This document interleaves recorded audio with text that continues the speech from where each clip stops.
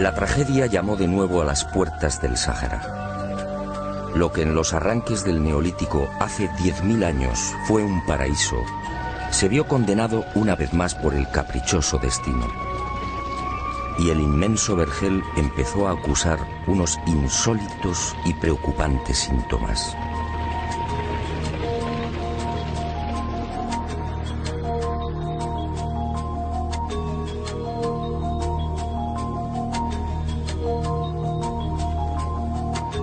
Sí, quizá fue una burla del destino.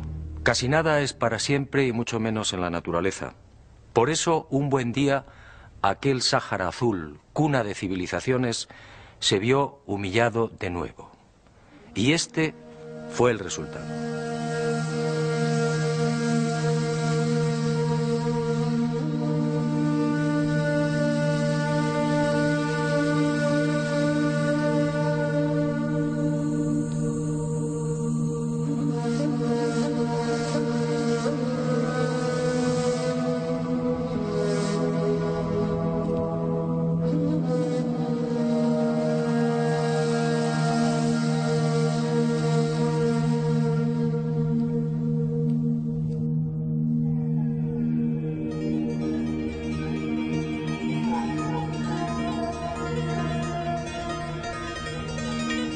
En realidad, el proceso de desertización del Sáhara fue tan lento y progresivo como la aparición del bello y exuberante jardín. Los científicos no terminan de ponerse de acuerdo, pero todo apunta hacia una fecha fatídica, más o menos hacia el 8000 antes de nuestros días. En ese tiempo algo cambió. Los monzones perdieron fuerza y lentamente se retiraron del paraíso. Las lluvias se hicieron más esporádicas y los ríos, antaño generosos, fueron secándose ante la desesperación de un mundo habituado al verdor y la abundancia. El laberinto de lagos, entre ellos el gigantesco Chad, quedó reducido poco a poco a un puñado de cenagosas y malolientes charcas. Y los barcos varados avisaron. El primero en ser derrotado fue el territorio líbico.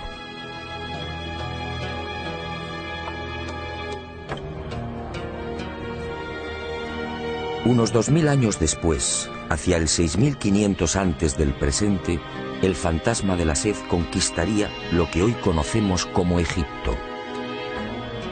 Y el desierto entró en una avanzada fase de aridificación. Solo las regiones del norte siguieron recibiendo la bendición de las lluvias. En esa época, como consecuencia de la ya fortísima e imparable desertización, se registra un hecho de especial trascendencia en la historia que ahora iniciamos. Un hecho que no debe ser olvidado. Hacia el 6500 antes de nuestros días, las comunicaciones entre Egipto y el Sáhara quedaron prácticamente cortadas. Los puntos de agua se han extinguido. Solo el Nilo sigue siendo una arteria viable entre el norte y el sur, y arriesgando mucho, con el suroeste del territorio líbico, en el Fezzan. He dicho bien, comunicaciones cortadas.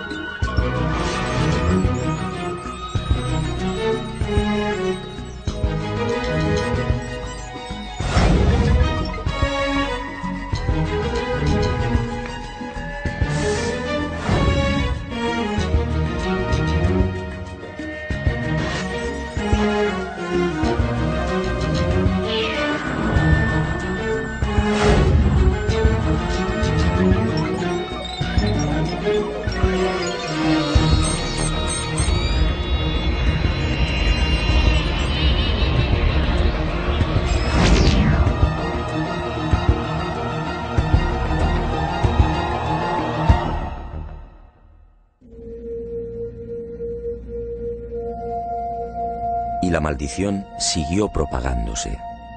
Hacia el 5000 antes del presente, el caudaloso Igargar se rinde, y con él los grandes lagos. El proceso es inexorable. La cuenca lacustre se evapora transformándose en blancas y espesas salinas. Hoy, entre las dunas, el caótico relieve del llamado Bosque de los Petrificados es un dramático recuerdo de los cerros que fueron labrados durante siglos por las inmensas masas de agua. El viento abrasador y las tormentas de arena acuchillan los últimos reductos donde resisten bosques y cañaverales. El manto vegetal es arrastrado y la sabana muere.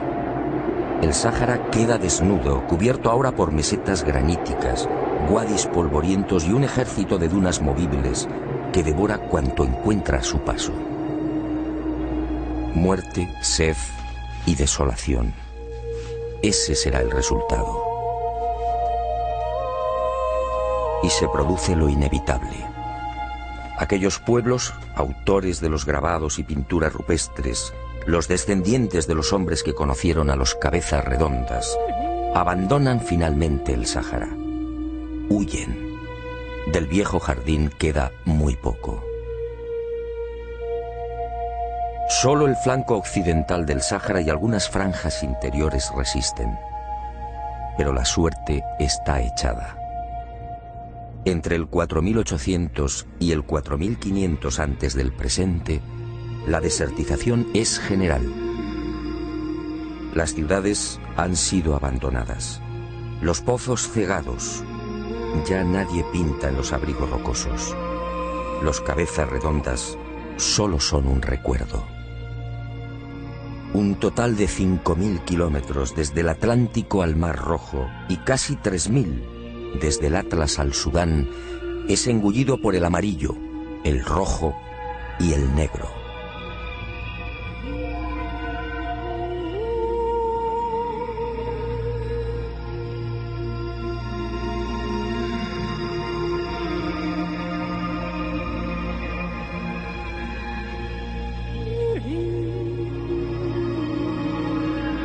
Hace 2000 años, lo que fuera uno de los más bellos jardines del mundo entra en un coma profundo.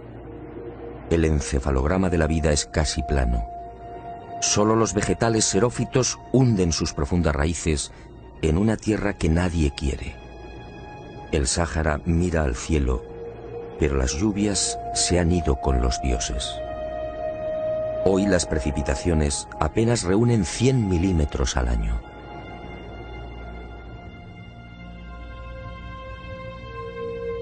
En poco más de 7000 años, el cáncer de la sed termina con un Sáhara verde y acuático.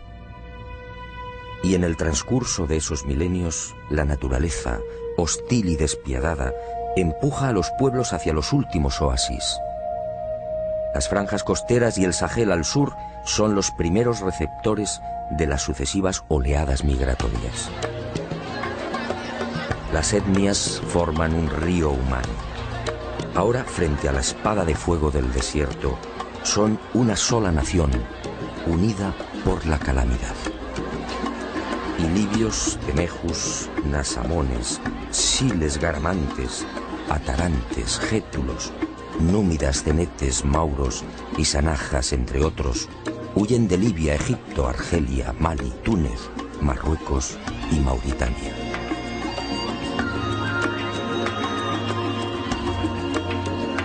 Y el mundo asiste a uno de los primeros, más intensos y dramáticos movimientos de masas de la historia. Una migración desesperada que lentamente provocaría el nacimiento de unas culturas insospechadas.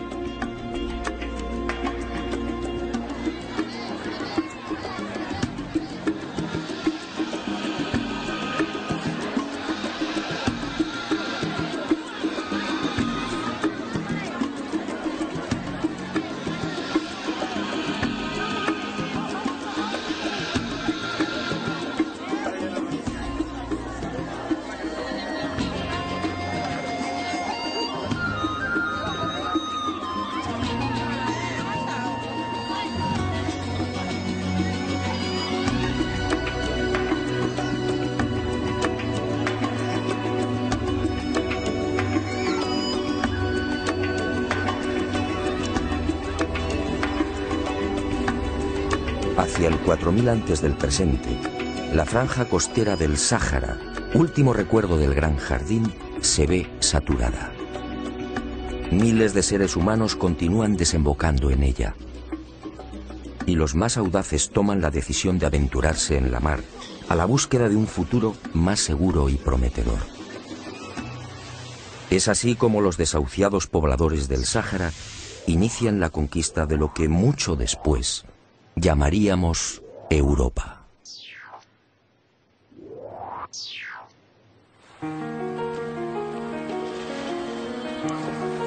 No se sabe cuándo ni tampoco en qué orden. Pero la realidad es que en esos últimos 4000 años, las diferentes civilizaciones saharianas van penetrando en todas direcciones. Unas eligen la península ibérica, otras arriban a las islas del Mediterráneo, y de allí con toda probabilidad saltan a Italia y Grecia, perdiéndose hacia el este. Algunos pueblos marchan hacia las sabanas del centro y oeste de África. Otras llegan a las Islas Canarias. Finalmente, el hambre y la sed los instala también a orillas del Nilo.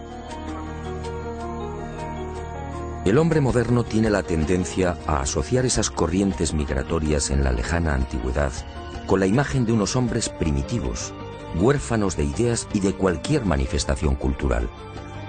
Grave error. No fue este el caso de los pueblos saharianos que invadieron la cuenca mediterránea, Canarias y el actual Egipto. Lo hemos visto con anterioridad. Las pinturas y grabados del desierto son elocuentes.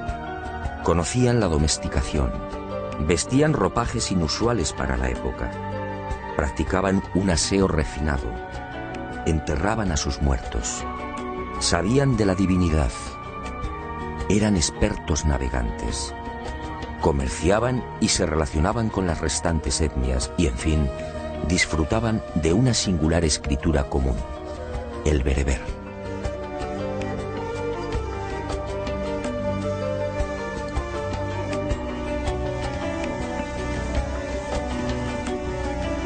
Este inmenso y rico bagaje, como iremos viendo, saltó con ellos a las nuevas tierras.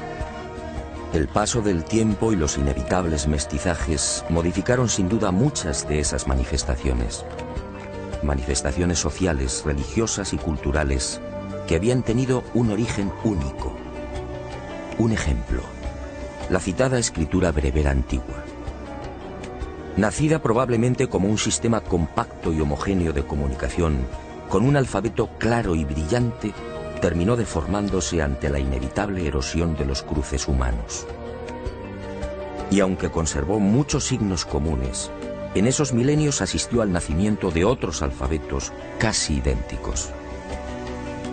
Y en ese rodar apareció el tifinagh, la grafía utilizada hoy por los tuaregs, hija en definitiva de aquel primitivo bereber. Casi sin querer, de la mano de la desertización y de las sucesivas migraciones humanas, había descubierto el porqué del gran dilema.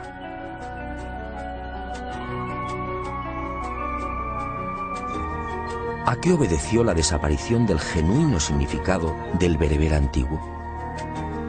Ahora empezaba a comprender. Ahora entendía por qué mis amigos los tuareg no sabían leer los símbolos grabados en la piedra esférica de los billares.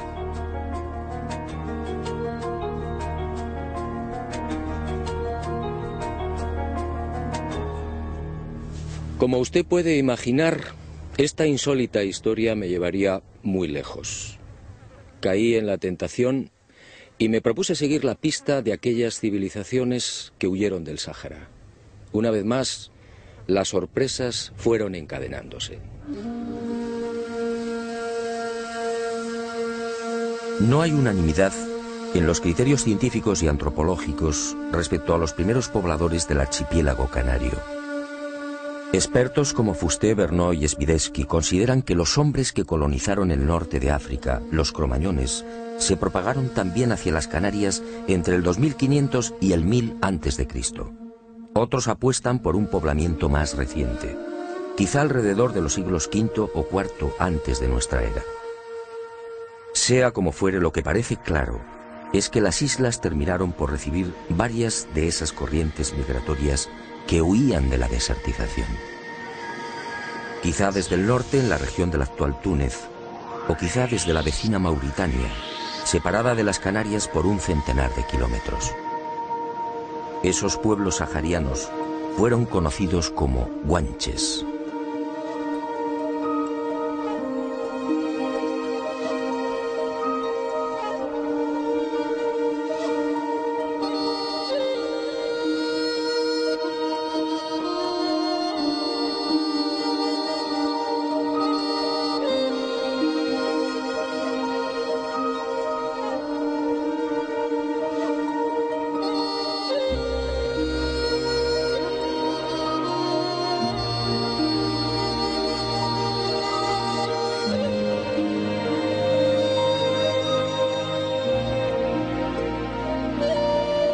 Los guanches, una raza espléndida y singular que terminaría siendo diezmada por los españoles en nombre de la cruz y de una supuesta civilización superior. Pero la ambición y crueldad de los castellanos no lograrían borrarla del todo. Los guanches trasladaron a las Canarias muchos de los secretos y costumbres heredados de aquellos lejanos encuentros con los cabezas redondas en el corazón del paraíso sahariano. Repasemos muy por encima algunos de esos vestigios tan íntimamente ligados a los pueblos del Sáhara. Primera gran sorpresa: la escritura líbico-bereber, con toda probabilidad una de las señales clave. Aparece en todas las islas, aparece en barrancos, cuevas y abrigos, bien siguiendo la técnica de la incisión o del picado.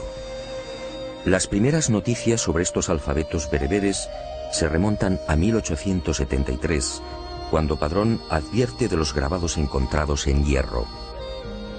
Desde entonces, decenas de expertos han venido trabajando en el estudio e inventario de una treintena de estaciones o asentamientos que suman más de 50 paneles con cientos de signos. Para Renata Springer, una de las expertas más activa y rigurosa en el análisis de estos alfabetos canarios, el examen de los mismos sugiere un estrato cultural común y una íntima vinculación con la cultura bereber.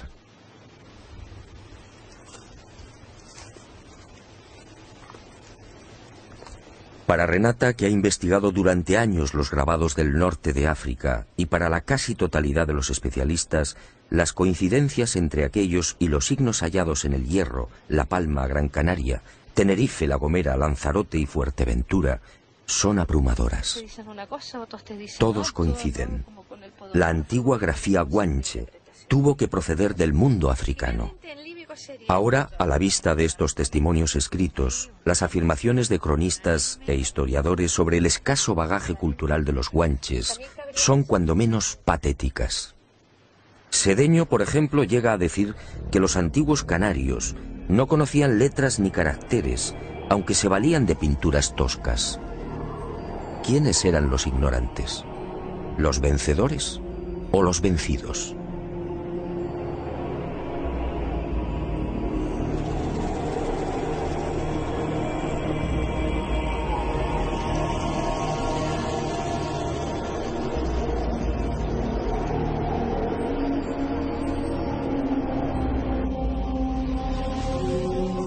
Los guanches, sí, eran portadores no solo de una escritura rica y original, sino también de una cultura ancestral que hoy causa asombro. Según la antropología biológica, se trataba de un pueblo de raza blanca, con un 80 o un 90% de individuos de cabellos y ojos oscuros. Solo los del norte, en un 10 o un 20%, eran rubios, con ojos claros. La genética, muy recientemente, ha venido a confirmar las sospechas de lingüistas, arqueólogos y antropólogos. Los genes de los guanches proceden del mundo bereber. Así lo demuestran los estudios de las enzimas en los glóbulos rojos y del DNA mitocondrial. Estos genes mitocondriales, transmitidos exclusivamente por vía materna, han arrojado unos resultados esclarecedores. En las Canarias, los genes paternos proceden principalmente de la península ibérica. Los maternos, en cambio, son saharianos. La explicación habría que buscarla en las matanzas acaecidas durante la conquista. Los castellanos diezmaron a los guanches varones, respetando a las mujeres. Después llegaría el mestizaje.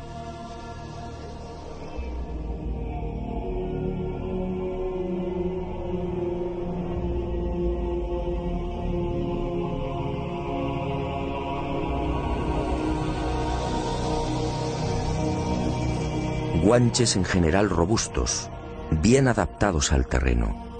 De tallas notables, con una media de 1,70 metros para los hombres y 1,56 para las mujeres. Guanches con una capacidad craneal media de 1.557 centímetros cúbicos. Una cifra que presupone un importante desarrollo mental. En otras palabras, lo contrario a lo escrito y divulgado por los conquistadores españoles. Los guanches no eran salvajes. Los guanches adoraban a un Dios único, invisible y sustentador de todo lo creado. Lo llamaban Aborak, es decir, el grande, el sublime. Era el Dios de sus ancestros con el que podían establecer un diálogo directo, algo que sorprendió y no gustó a los evangelizadores castellanos.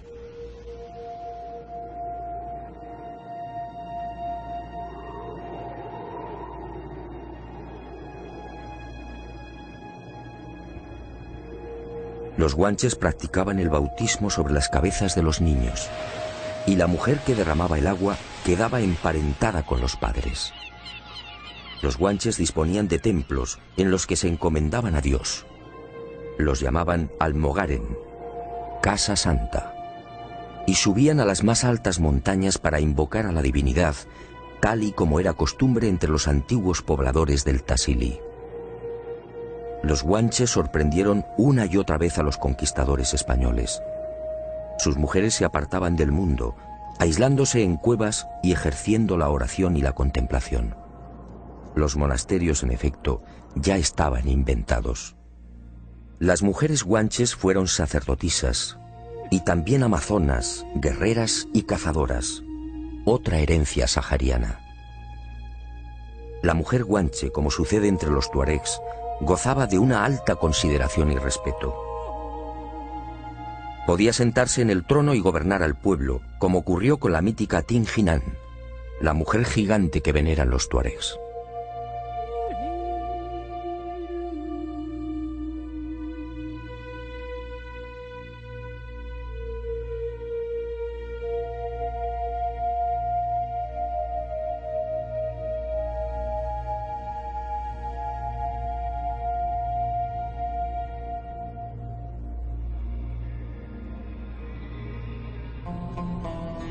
Los guanches juraban ante el Ser Supremo, poniéndolo como testigo de sus acciones.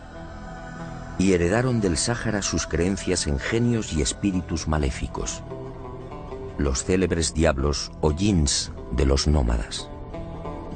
Los guanches trajeron consigo el arte de la adivinación, una costumbre arraigada en el Sáhara desde tiempo inmemorial. Estos magos y santones, a los que llamaban guañameñe, ejercían una gran influencia sobre la población.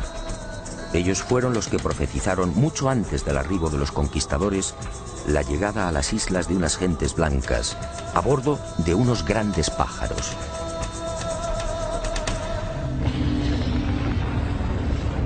Y del mundo bereber proceden igualmente sus ideas sobre las fuerzas del mal.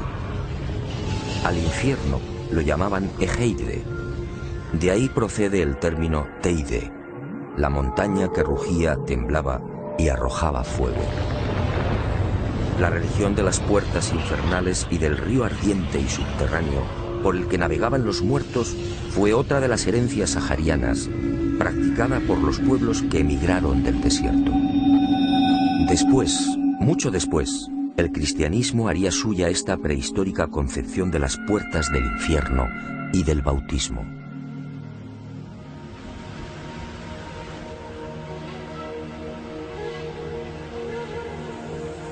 Y como los tuareg y bereberes, los guanches sintieron un especial terror por determinadas montañas, lo que hoy en el Sáhara se conoce como montañas del diablo. Allí habitaban los dioses y los jinns. Allí desaparecen hombres y ganado.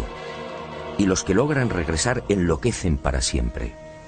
Son las cumbres sagradas como las del Tassili, donde un día descendieron los cabezas redondas.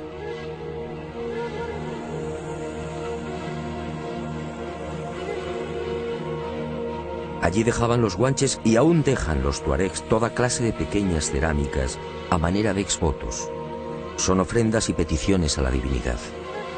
Allí quemaban los guanches hierbas olorosas exactamente igual que los bereberes de hoy. Y eran los guanches gentes alegres y festivas, amantes de toda suerte de juegos y desafíos. Uno de ellos consistía en el levantamiento de piedras. Enormes rocas que alzaban a pulso, desplazándolas por hombros, cuello y espaldas.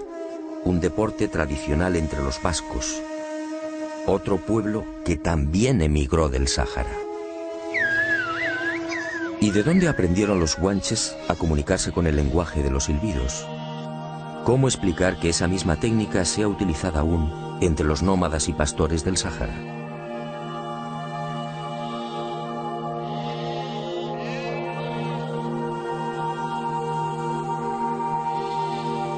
Y al igual que los antiguos pobladores saharianos, los guanches en tiempos de sequía conducían el ganado hacia lugares despejados. Allí apartaban las crías de las ovejas y esperaban a que los balidos de los corderos atrajeran la atención del Ser Supremo, regalándoles la lluvia. ¿Otra casualidad?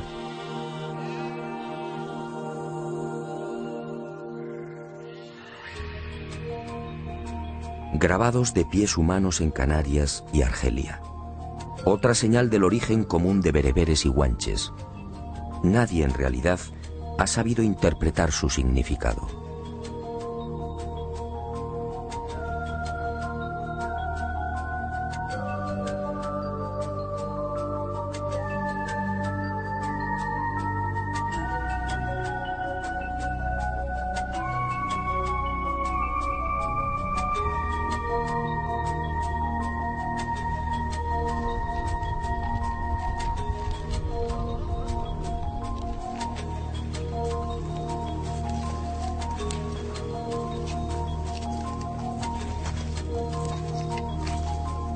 Y los guanches, como los descendientes de aquel jardín sahariano, tuvieron desde el principio una clarísima idea de la supervivencia después de la muerte.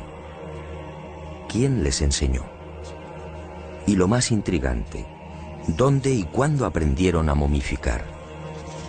Aunque las técnicas guanches no son idénticas a las egipcias, no pude evitar un lógico pensamiento.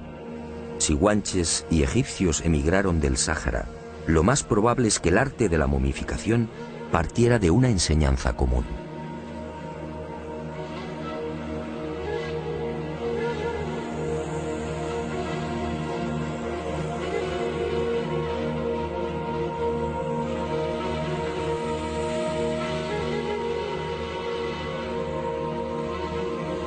Y como los bereberes, los guanches enterraron a sus muertos en túmulos circulares y formando anillos concéntricos.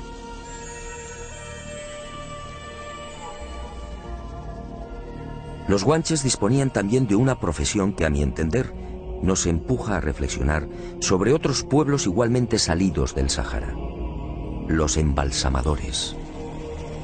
Hombres y mujeres especializados en el lavado de los cuerpos, en la extracción de las vísceras y en el relleno de los restos.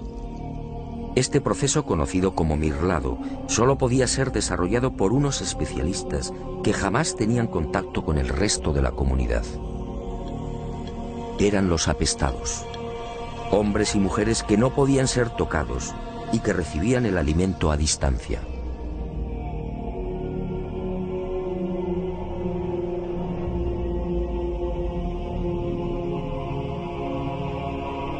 Y un apunte más que fortalece el indudable origen sahariano de los guanches.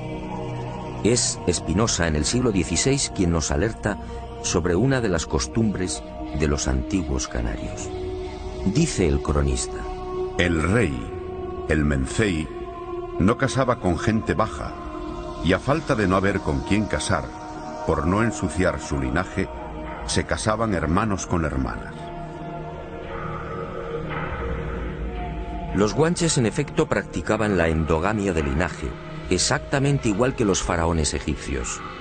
Así preservaban a las élites y, en definitiva, al sistema de organización social. ¿De dónde partió esta costumbre? ¿No es sospechoso y significativo que ambas culturas, guanche y egipcia, procedieran del Sáhara? Como sospechosa es la habilidad de los guanches para trepanar, otra habilidad compartida con los egipcios. ¿Cómo supieron los guanches que estas perforaciones frontales o parietales aliviaban y mejoraban a los enfermos y heridos? Los guanches, sí, una magnífica cultura que, como escribió Cuscoy, fundador del Museo Arqueológico de Tenerife, llegó en silencio, vivió en silencio y desapareció en silencio.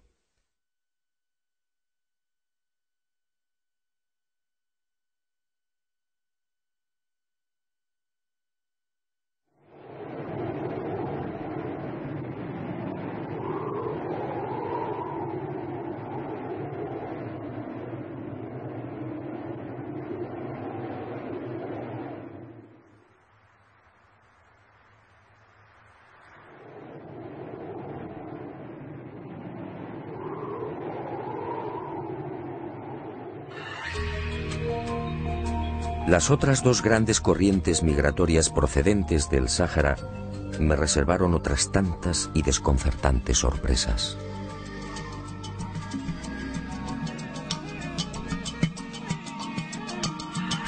Durante meses proseguí las indagaciones. Todo encajó. Las imparables y sucesivas oleadas de etnias que huyeron de la desertización serían las responsables de la aparición en la península ibérica e Italia de otras dos destacadas y míticas culturas, la íbera y la etrusca. Ambas nacidas de un tronco común, el universo bereber, eran casi hermanas. Ambas se hallaban igualmente emparentadas con guanches, vascos y egipcios. Los primeros, los íberos, como escribe Estrabón, pudieron penetrar en la actual España hacia el sexto milenio antes de Cristo. Cruzaron el estrecho de Gibraltar y durante esos miles de años fueron conquistando un territorio semivacío, ocupado por primitivos y toscos cazadores. Y se extendieron por el Levante, Andalucía, Cataluña y buena parte del norte de España. Los etruscos, por su parte, saltaron del Sáhara, aventurándose en la ocupación de Sicilia, Córcega y Cerdeña, y desde allí al centro de Italia.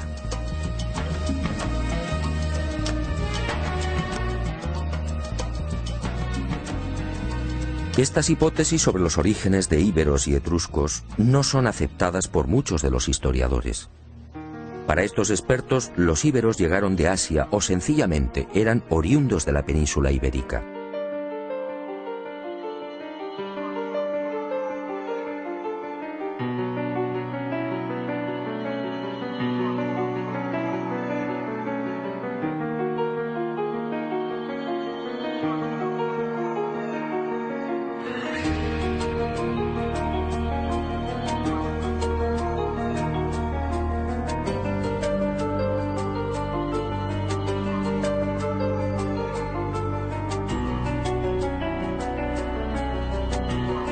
Otros comparten el criterio sahariano. En el caso de los etruscos, la mayor parte de los especialistas se muestra disconforme con el posible origen bereber. Para algunos procedían de la península anatólica, como defendía Heródoto. Es el llamado origen oriental. Para otros, los etruscos nacieron en la propia Italia, tesis defendida por Dionisio de Halicarnaso. Por último, hay quien defiende el origen centroeuropeo, como postulaba Niebuhr. La verdad es que al analizar algunos de los rasgos y características principales de ambos pueblos, la única tesis coherente es el bereber.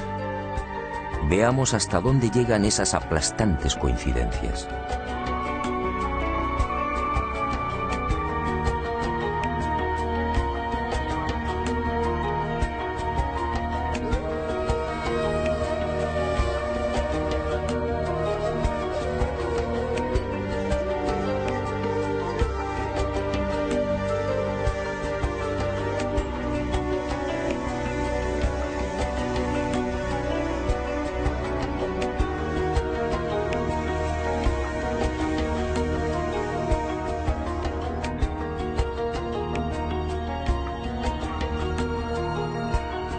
Los primitivos íberos, al huir del Sáhara, trajeron consigo, como sucedió con los guanches, una ya familiar religión centrada en los ríos infernales. Una religión gemela a la bereber, en la que grutas y montañas ocuparon un lugar destacado. Eran las puertas del infierno, con un verdugo que atormentaba a los muertos, Caronte. Eran centros sagrados en los que también depositaban exvotos y ofrendas olorosas. Exvotos en bronce o cerámica, depositados en troncos de árboles, grutas o hendiduras de las rocas, exactamente igual que guanches y bereberes. Exvotos que representan hombres o mujeres con una mano alzada en señal de saludo, como las pinturas y grabados del Tassili y de Libia.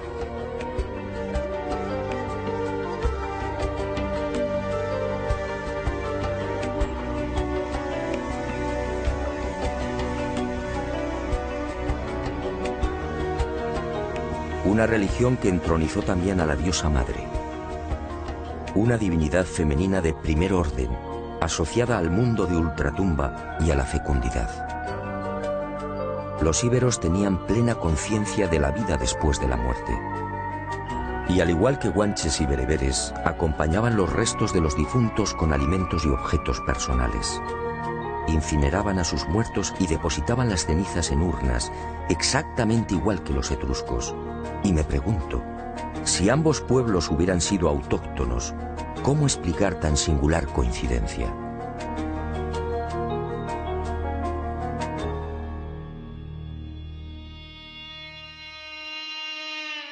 Los íberos se distinguieron también por su afición a las artes adivinatorias, una tradición compartida por sus hermanos bereberes, guanches y etruscos.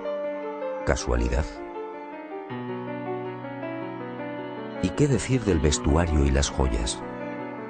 El ajuar íbero solo es comparable al etrusco. Polibio habla de las ricas capas de lino teñidas en púrpura y usadas por los turdetanos y mercenarios ibéricos de Aníbal. Bajo estas túnicas los hombres lucen otros vestuarios ajustados, con hermosas y anchas hebillas de oro y plata.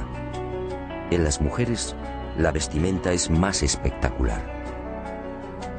Está formada por una superposición de túnicas con capas bordadas que reposan sobre los hombros.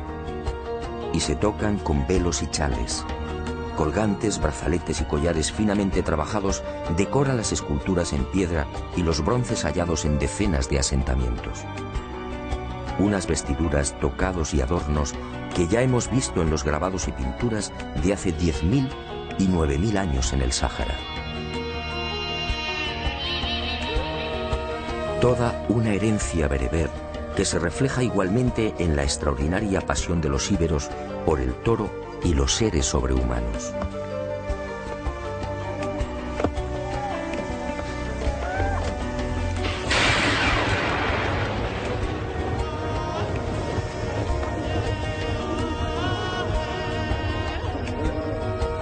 Toros y bóvidos que fueron pintados y grabados por sus lejanos ancestros en los abrigos rocosos del Tassili, del Atlas y del Fesán.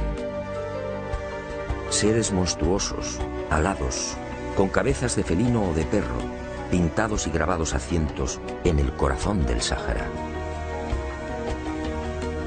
Y finalmente la escritura y la genética.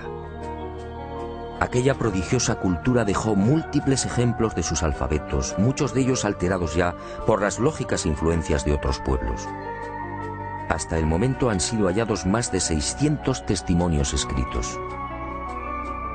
Y al examinarlos aparecen nuevamente los viejos y ya familiares símbolos que integraron el bereber antiguo, exactamente igual que en la escritura guanche, exactamente igual, como veremos, que en la escritura etrusca.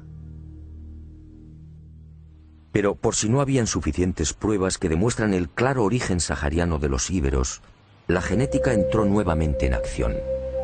Y un equipo del doctor Antonio Arnaiz, catedrático de la Universidad Complutense de Madrid, viajó por el norte de África examinando los potenciales genéticos de los bereberes. Al compararlos con los de los españoles, legítimos descendientes del pueblo íbero, los resultados fueron abrumadores. Los genes HLA de unos y otros conservan el mismo sustrato. En otras palabras, íberos o españoles y bereberes poseen un origen común. Pertenecen a la misma raza. Al igual que a los guanches, la desertización los expulsó de su verdadera patria.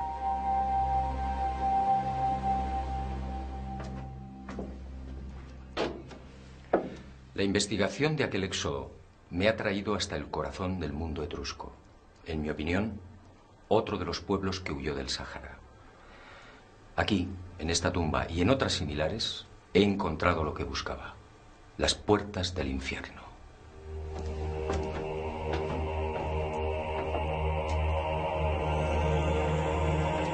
Las puertas del infierno. Ya no se trataba de tradiciones orales. Aquí, en el silencio de los cementerios etruscos, está la prueba física de esa religión que compartieron los saharianos. La enigmática civilización etrusca, en la que bebieron romanos y griegos, rindió un especial culto al más allá. Al igual que bereberes, guanches e íberos, los etruscos vivieron obsesionados por ese río subterráneo de fuego en el que navegaban los muertos. Un río infernal. Un río angustioso al que se tenía acceso por estas puertas. La religión de las puertas todavía vigente entre los pueblos saharianos. Otra evidencia de aquel tronco común. Evidencias las encontramos a decenas. Las puertas del infierno, también en piedra. Magos y adivinos. Otra de las grandes especialidades de los etruscos. El célebre hígado de Piacenza, sobre el que vaticinaban los augures. Otra herencia bereber. Mujeres etruscas. Con una independencia, libertad y cultura impensables en el primer milenio antes de Cristo. Unas características de la mujer bereber. Unas características que asombraron al mundo. Trenzas idénticas a las africanas.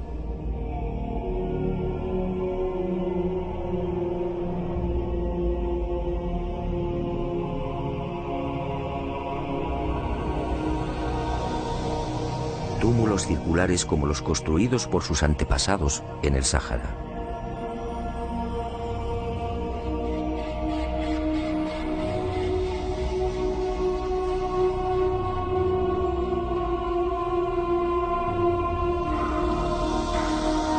Seres alados, a cientos, blancos y negros, como los representados en piedra y metal por los íberos, sus hermanos.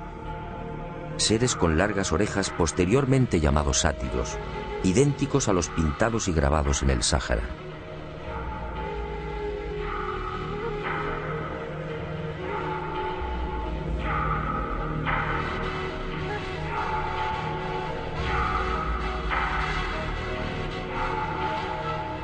Y de nuevo los familiares símbolos bereberes, todavía reconocibles en la escritura etrusca. Una escritura, insisto, que partió del lenguaje común sahariano y que, como sucedería con la íbera, fue deformándose, presionada por múltiples influencias. Bereber antiguo en la escritura guanche, en la íbera y en la etrusca. ¿Casualidad?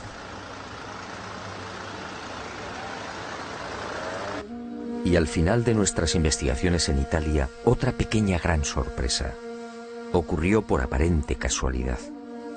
Al penetrar en una de las salas del Museo Etrusco de la ciudad de Tarquinia, algo extraño y superior a mí me empujó con fuerza hacia uno de los sepulcros. La fría mirada de la estatua, un magistrado del siglo III a.C. y que recibió el nombre de Laris Pulena, cobró vida.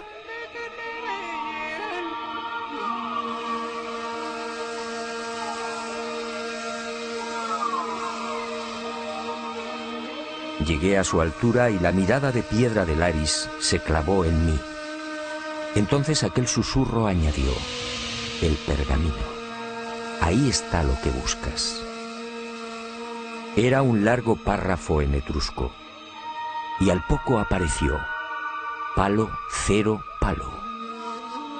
Los misteriosos símbolos del anillo de plata. Los misteriosos símbolos del lucerillo. Los misteriosos símbolos en la cúpula de la nave que fue vista en los billares.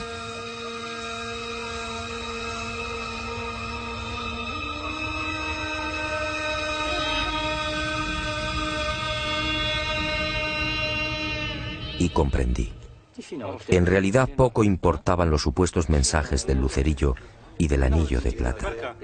Aquella mágica aventura por el Sáhara y Europa cobró un nuevo significado, quizá el único o el más importante.